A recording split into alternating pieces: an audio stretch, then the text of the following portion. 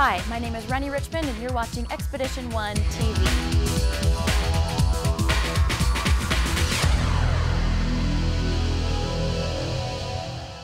Today we're going to be installing a Trail Series rear bumper for Jeep Wrangler JK. Before we get started, let's make sure that we have everything we need for the install. So here we have the coupling, urethane bushings, hardware, L brackets, isolator bushings or bump stops, tire mount, bearings large and small, spacers, door mount, grease seal, and the hub cover. So for the initial install, you actually need a set of standard and metric socket sets and wrenches. You'll also need an 1.5 inch socket for the spindle. Now the carrier here is held on by 8 13mm bolts. Make sure that when you take them out that you keep them because we'll use them later in the install. The bumper here is held on by 2 bolts in the wheel well and 2 bolts, one here and one here by the exhaust. Make sure you check the exhaust is not hot to avoid getting burned.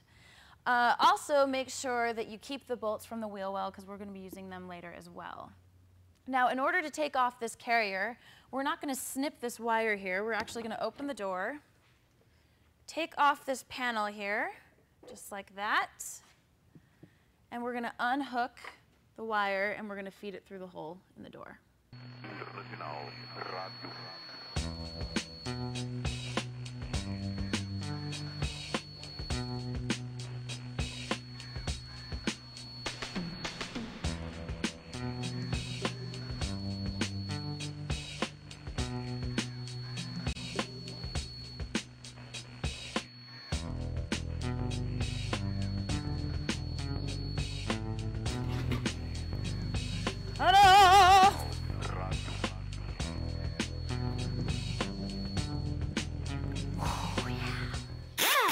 Now we're ready to install the bumper, but before we install the bumper, we need to install these L brackets. There's actually one on each side of the rear frame, and it just goes in here like this, just like that.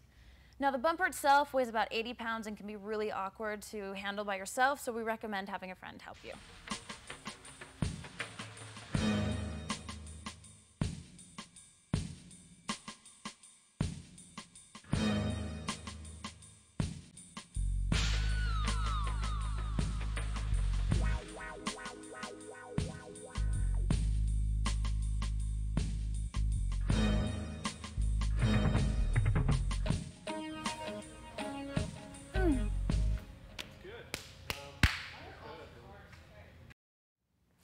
So once you have the bumper on, you want to leave the bolts loose so that we can make adjustments later.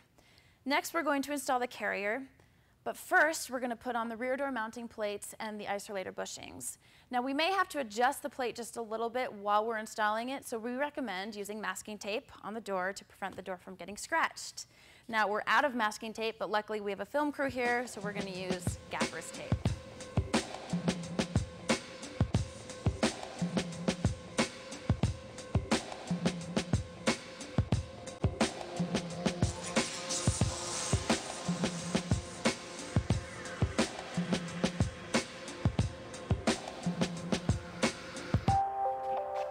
Ta-da!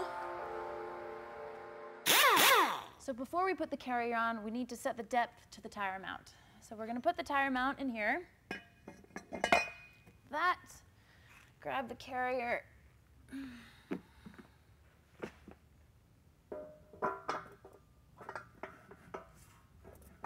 Like that. And then we'll set the depth with a marker.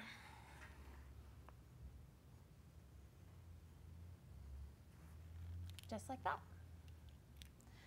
So we've already pre-greased the bearings in the hub, so the carrier is ready to put on the spindle. But first we're going to put the bottom bearing in the hub and then put on the grease seal.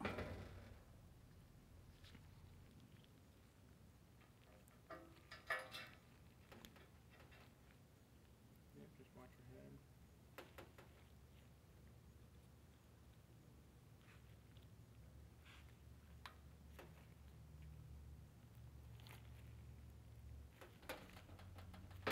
Just like that.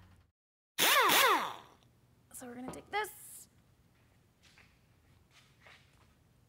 and just drop it on. We're going to take the bearing, put it on like that.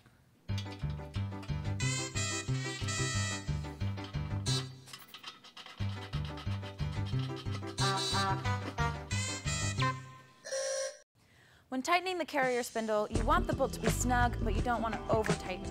Cranking down on the bolt can cause excess damage on the bearings. Wrench.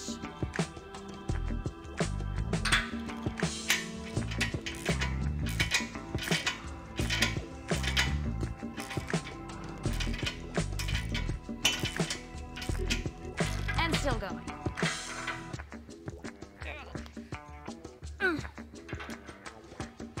Perfect. So now we're going to install the cap.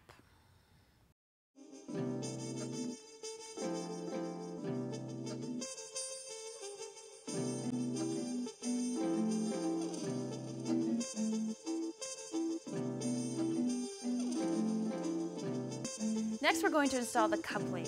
Use the provided bushings and the grease with the coupling. Now, the coupling is actually designed to be adjustable to the exact amount of tension we'd like for the carrier and the weight of the tire and any accessories you're using. Then, use these aluminum spacers as shims on the carrier side. Now, the position of the spacers and the door mount is going to depend on whether or not you have a 1-inch body lift.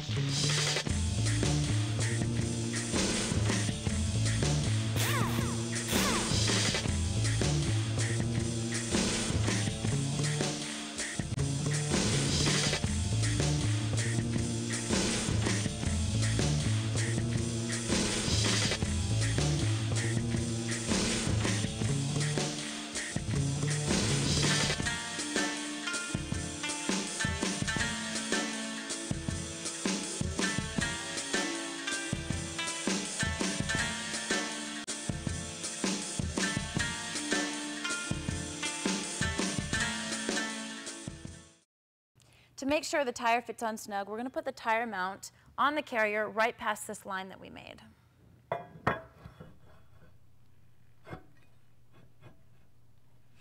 Just like that. In order to align the carrier, you want both bump stops contacting the carrier evenly.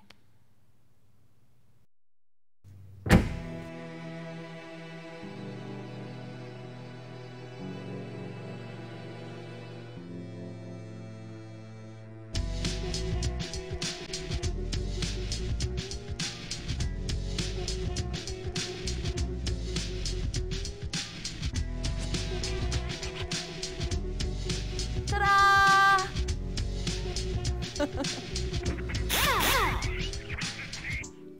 Check this. Yeah. All right. Once you have the tire carrier swinging with the door properly and everything's tensioned and working well, make sure your bolts are tight and you are ready to go.